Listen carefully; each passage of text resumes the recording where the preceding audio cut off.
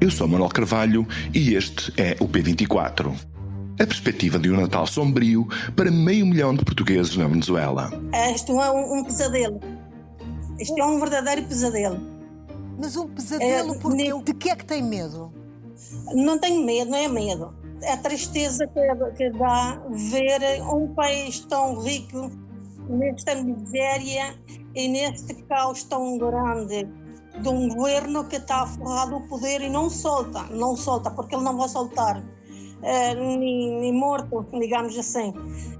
Maria José Castro vive na Venezuela há 52 anos e o retrato que faz do país numa entrevista a Alberta Marques Fernandes, na RTP Notícias, resume-se em 2 palavras: miséria e caos. Miséria e caos, agora agravados pelo isolamento a que os portugueses e os venezuelanos estão condenados desde 21 de novembro. Nesse dia, as autoridades norte-americanas avisaram as companhias aéreas internacionais que extremassem a cautela ao sobrevoar a Venezuela e o sul do Caribe, diante do que consideravam uma situação potencialmente perigosa na região. Várias companhias, a começar pela TAP, suspenderam os seus voos para Caracas, o que levou o regime de Nicolás Maduro a revogar as licenças de voo da Companhia Aérea Nacional, também das outras, para a Venezuela. Para agravar a situação, o presidente Donald Trump anunciou este sábado que o espaço aéreo sobre e ao redor da Venezuela deveria ser considerado fechado por completo. Na Venezuela vive a segunda maior comunidade portuguesa na América Latina, logo a seguir à do Brasil. Nos consulados gerais de Caracas e Valência estão atualmente registados cerca de 218 mil cidadãos nacionais. Mas contando com os seus descendentes, este número sobe acima do 500 mil. Dispersos pelos 23 estados da Venezuela, os portugueses são uma força importante na agricultura, na pequena indústria e principalmente no comércio do país. A Central Madeirense, uma rede de supermercados, é um dos principais grupos económicos da Venezuela, com ligações aos serviços, ao turismo e à banca. As autoridades nacionais dizem estar atentas à situação da comunidade. O isolamento que a ameaça, só 2 companhias internacionais fazem os voos para Caracas, agrava-se com o espectro de uma invasão terrestre pelas forças dos Estados Unidos. O Presidente da República diz que tem acompanhado, através do Governo, permanentemente, tudo o que está a ser feito para prever os vários cenários possíveis e ter soluções. Nestes tempos sombrios para os portugueses na Venezuela, todo cuidado é pouco. Quisemos saber como é que eles estão a reagir a esta situação e, para o efeito, pedimos a Mídio Sousa, secretário de Estado das Comunidades, que nos traçasse um retrato da sua situação por estes dias. Este é o P24. O seu dia começa aqui. Viva, Sr. Secretário de Estado, muito obrigado por vir ao P24. O senhor muito recentemente disse que os portugueses na Venezuela já estão habituados a situações de elevada tensão, enfim, fenómenos que se repetem nos últimos 25 anos. Mas diria que por estes dias os portugueses da nossa comunidade na Venezuela estarão particularmente preocupados? Não, o que eu disse é mesmo isso. Nos últimos anos a Venezuela tem sofrido uma instabilidade política, nas eleições tem havido situações pouco claras, mesmo nas ruas sente-se alguma tensão, portanto é algo que os portugueses que estão na Venezuela, que já sentem esta situação quase permanentemente, que foi muito agudizada nos momentos eleitorais, onde inclusive chegou a questionar-se os resultados eleitorais e o próprio governo português não os reconheceu. Portanto, não é uma situação que não sintam, porque houve manifestações, houve mortos, houve prisões em massa, presos políticos, portanto diria que na rua, e quem lá está, quem lá continua, sente isso com alguma frequência e, portanto, esta situação atual, que é exterior, resulta desta pressão que os Estados Unidos estão a fazer sobre a Venezuela, não os afeta particularmente. Sentem a tensão no ar, porque há movimentos de militares. É inevitável, não é? É inevitável sentirem isso, seguem pelas redes sociais as notícias que correm no mundo, mas a vida interna é feita com naturalidade. Eu ontem falei com vários, tenho acompanhado, para além dos canais diplomáticos e consulares, também tenho muita gente conhecida lá que procuro contactar para saber no terreno o que é que as coisas estão a acontecer, e o que me dizem é que a vida decorre normalmente, naturalmente muito atentos a tudo o que se passa. Eu ainda ontem falava com um amigo meu que dizia que no domingo as pessoas fizeram a vida normal e foram à missa, tudo com a maior das naturalidades. Portanto, E diria que há mais procura por parte da comunidade de consultas ou de informações nos consulados, na embaixada, ou também a relação com as representações do Estado português na Venezuela estão dentro dessa normalidade que acaba de descrever? Sim, há normalidade. Nós é que, da nossa parte, sentindo que as coisas podem eventualmente agravar-se e haver uma situação que exija outro tipo de atuação, temos os nossos canais de emergência consular, pedimos às pessoas que, caso haja uma emergência, que nos contactem por esse canal que está público. Criámos canais do WhatsApp, que são uma ferramenta muito útil, muito utilizada na América Latina e em todo o mundo, até diria. Portanto, nós neste momento, nós é que estamos de sobreavisos, diria assim, prevenindo alguma situação e criando estes canais de comunicação.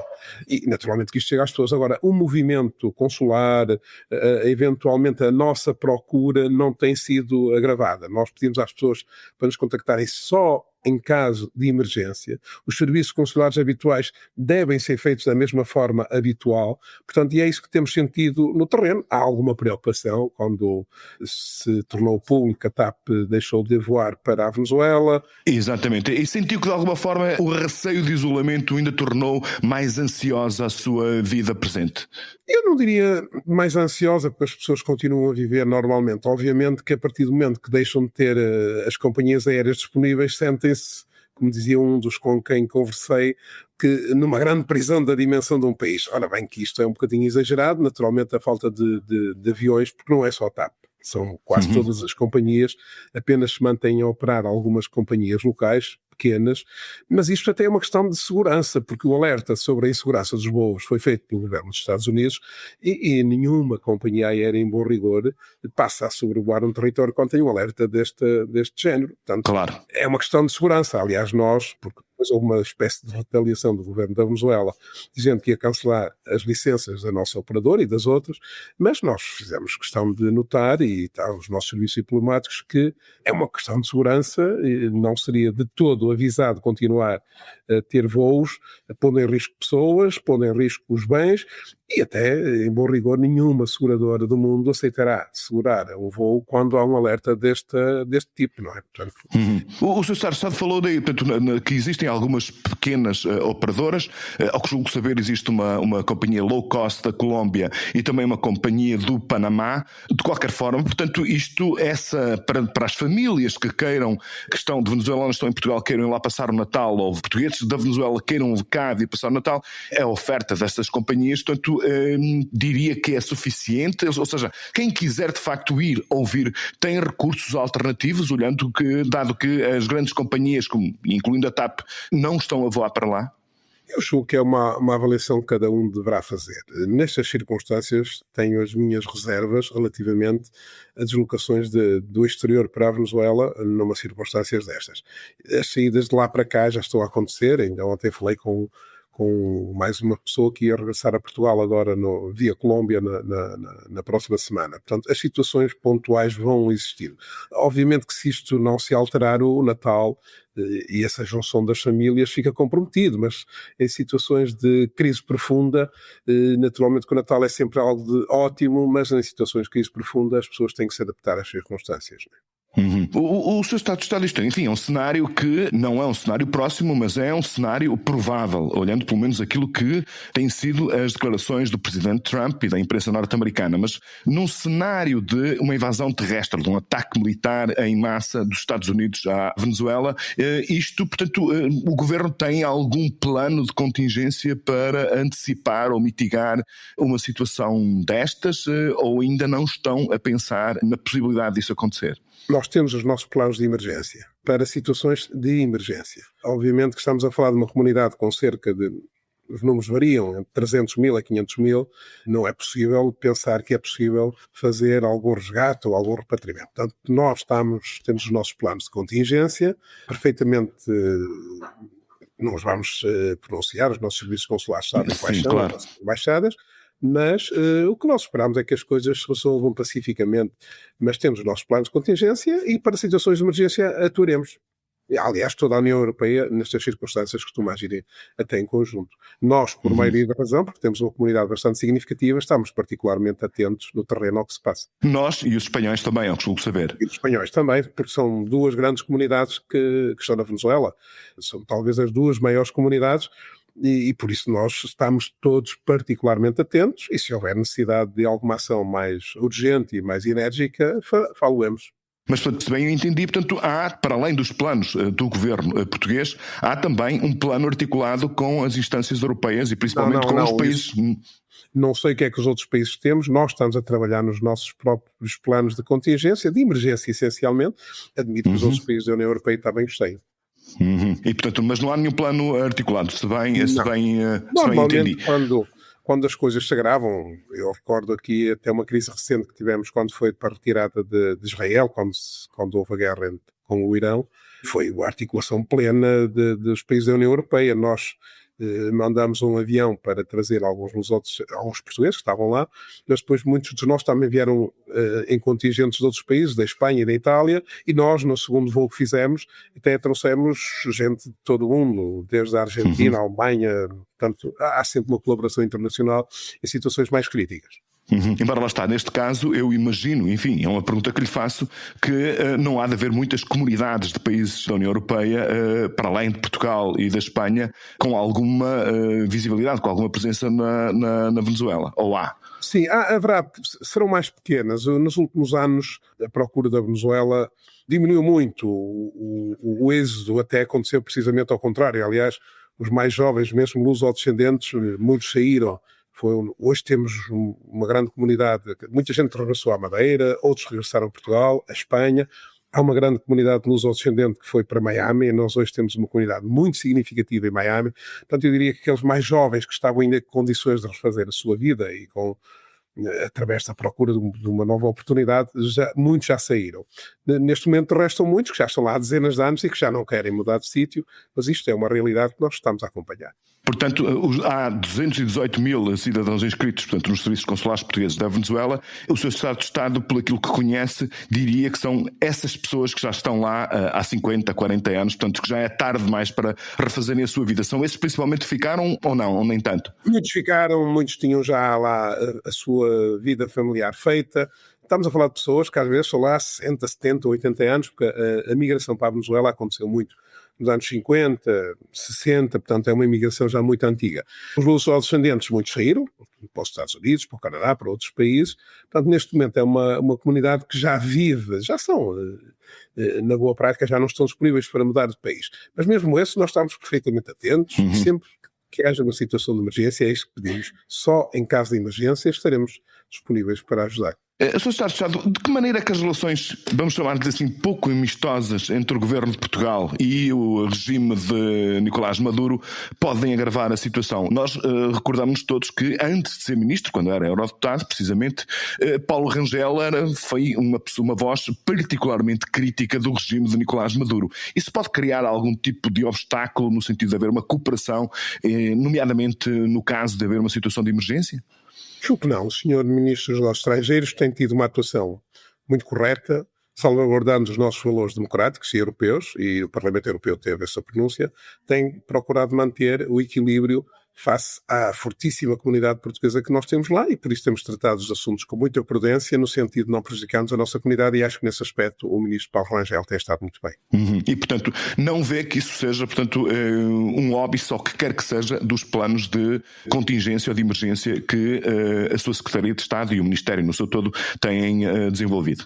De todo, nós estamos perfeitamente à vontade e procuramos até sempre manter todos os canais abertos com as autoridades venezuelanas e penso que isso não será nenhum óbice. Por acaso o Sr. Secretário de Estado pensa fazer uma visita à Venezuela nos próximos tempos ou não está no seu horizonte? Até porque, enfim, imagino que seja difícil chegar lá, não é? Não, estava mesmo a pensar, estava a planear a minha próxima visita seria à Venezuela. Eu estive agora nos Estados Unidos com uma breve passagem pelo Brasil em Santos e estava a planear em janeiro ir à Venezuela, até porque tem lá uma comunidade muito significativa que eu conheço. Nas minhas anteriores funções de Presidente de Câmara alimentávamos muito essa relação com essa comunidade, mas também dependendo um bocadinho da evolução da situação, porque a situação no terreno pode não recomendar a minha ida. Se houver condições, eu tenciono ir lá o mais breve possível. Estava a pensar mesmo fazê-lo em janeiro, depois de Natal, mas agora temos de ver como é que as coisas vão evoluir nos próximos tempos. Sim, porque de facto a situação é muito volátil e aquilo que vai acontecer daqui a um mês na Venezuela e também de alguma forma no mundo atual é praticamente imprevisível. Sim, é especial na Venezuela, porque perante todos os sinais de deslocação de equipamentos militares, todos os movimentos que lá estão a acontecer neste momento, recomenda muita prudência. Eu teria todo o gosto, aliás, estou ansioso por abraçar aquela gente que eu conheço muito bem, eu já estive 2 vezes no centro luso-venezuelano, nós temos a nossa comunidade, aliás, há uma comunidade aqui do território onde eu sou originário, aqui da zona de Santa Maria da Feira, Espinho, Vila Nova de Gaia, muito forte na Venezuela, e eu tenho lá muitos amigos que estou em permanente contacto e gostava mesmo, estou empenhadíssimo em fazer-lhes uma visita, mas temos que perceber que a situação do membro do governo português deve ser tratada com alguma prudência. Muito bem. Sr. Secretário de Estado, muito obrigado por ter vindo ao P24, foi um prazer tê-lo aqui connosco. Até uma próxima. Obrigado. Eu acabei por ser preso com a Ana e o Fonseca Costa em 1958, em fevereiro de 58. Estive 3 meses numa gaveta, na Aljube, que é das coisas mais horrorosas. Uma gaveta, fala-se tão pouco de uma gaveta, é das coisas mais imundas. Mesmo quando há uma rejeição absoluta da ideologia e da visão do mundo de muitos dos presos políticos do Partido Comunista, tem de haver uma margem para a empatia profunda com os seus exemplos de vida e de luta. Neste depoimento que acabámos de ouvir, Manuel Pedro, do PCP, recorda a primeira das 3 vezes que foi preso pela PIDE. O que ele nos diz faz-nos regressar aos tempos das trevas do salazarismo, mas também a histórias pessoais de coragem e resistência como a sua. Histórias de uma vida no fio da navalha, com a polícia política à espreita e o medo da privação ou da tortura sempre presentes. Manuel Pedro, um histórico do PCP, que passou 11 anos na cadeia entre 1958 e 1974, faleceu aos 94 anos. O P24 regressa amanhã. Tenha um bom dia e uma boa semana. Para não perder os novos episódios, subscreva este podcast do Público na sua aplicação preferida. Para além deste programa, há mais para descobrir em público.pt/podcasts. O Público fica no ouvido.